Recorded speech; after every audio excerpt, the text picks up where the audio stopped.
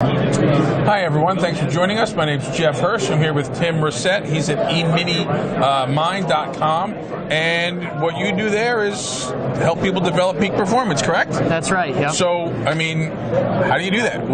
How do you get somebody to be a better trader?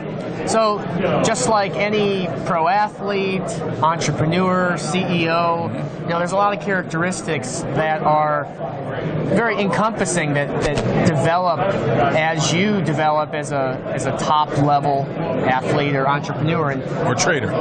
And especially when it comes to trading, there's a lot of things that we can pull in from our experiences, the things that we've done in our lives, but there's also some things that really detract from our trading based on our experiences. Well, let's hit that first. That's the important part. What are some of the things from people's lives that you pinpoint out for them that detract from peak performance in their trading?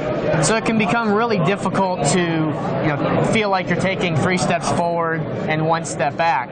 And so by really isolating the emotional side of trading, the subjective side, from the objective side of trading is really an important distinction when it comes to trying to move forward in a career. Give me an example of one of those telltale emotional habits that somebody could fall into versus the scientific side of trading. So it can become really easy to have a trading plan or an approach, and then as soon as you get in the trade, feel like, well, the market is starting to go my way, but I don't want to give back any gains, so I'm just going to close out the trade earlier. I'm going to move my stop to break even. Greed. Taking profits too early. That's right. Instead of sticking with your trade, that's right, and letting your winner ride and managing that position. That's right. And then on the flip side, if it goes against you, the fear of, which is, well, greed is just fear of not having enough. That's right, and then you have the fear of losing. So what do people do? What's the bad habit that they fall into when the trade starts going against them? So when the trade starts going against them, it's moving that stop out of the way, saying that instead of sticking to the stop and admitting you were wrong. That's right. And getting out, they do what? They let the trade go against them. They remove the stop and they hang on. And then what's the other thing they do at the bottom?